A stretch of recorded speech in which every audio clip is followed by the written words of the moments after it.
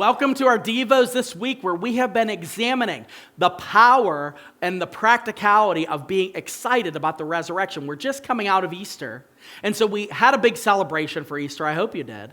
But if you didn't, you have an opportunity as a Christian to celebrate Easter every day. Easter represents the resurrection of Jesus Christ, the bodily resurrection of Jesus, the fact that Jesus triumphs over death.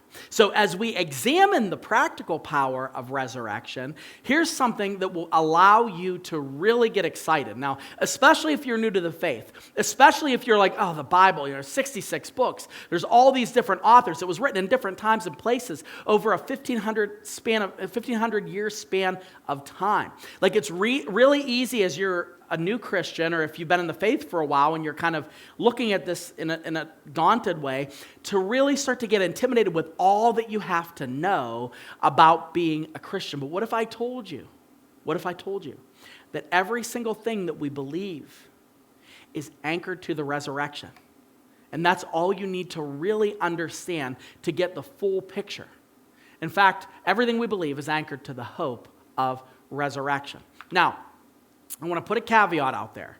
This does not mean that you shouldn't strive to know God more. This doesn't mean that you shouldn't strive to understand what was going on in the Old Testament or the narrative of the New Testament or the historical context of all these things. I mean, that's why we come to church. That's why you're in a life group. That's why you went to Rooted. We want to learn these things because the more you get to know about who God is, the deeper you're going to appreciate what God has done in your life and how valuable it is that you met Jesus. So all of that is important. But when it comes to, okay, well, what if I don't understand this? And what about things like evolution? And what about things like, spiritual gifts and how that all works? And what if I get that wrong? And what if I don't quite understand the narrative of the Old Testament and the history and all the different kings and all that stuff? What if I don't get it? What if I get something wrong? This is what you need to realize. Everything we believe is anchored to the hope of resurrection. This isn't my idea. I didn't just come up with this and say that all you really need to worry about is the resurrection. I'm not saying that. But what I'm saying is all that we believe, all that we learn is anchored to this idea that Jesus rose from the grave.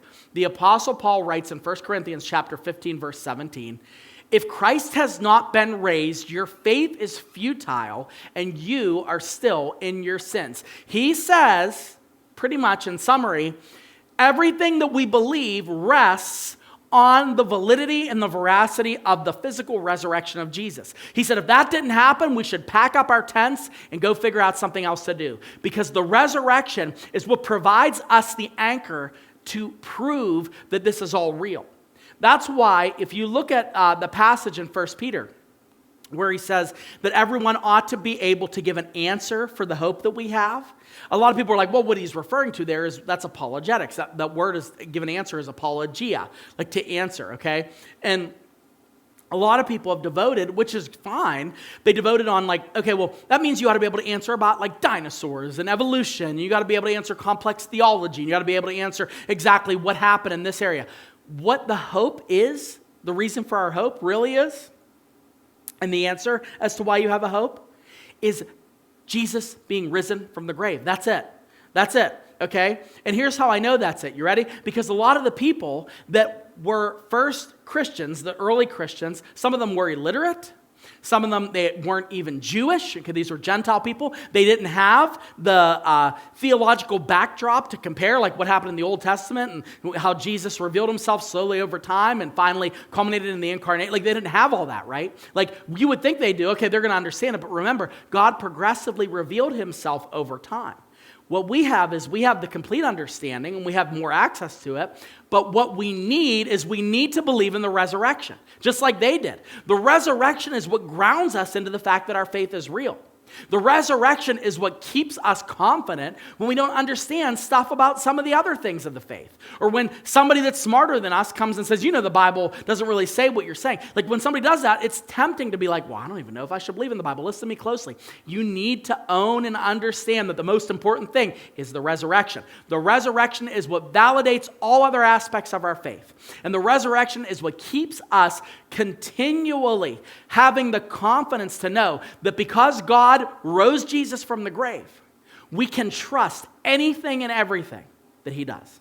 So, if you're unconfident in your faith, if you're new in your faith, if you don't know as much of the Bible as you should, or if you really could do a lot better job at studying and understanding, I just want to tell you that your faith is anchored in the resurrection. And as long as you know that, it can springboard you into knowing God in a deeper way than you ever thought possible. It'll motivate you to pick up that Bible more often and say, okay, I know the foundation, but I want to know more. Power and the practicality of the resurrection.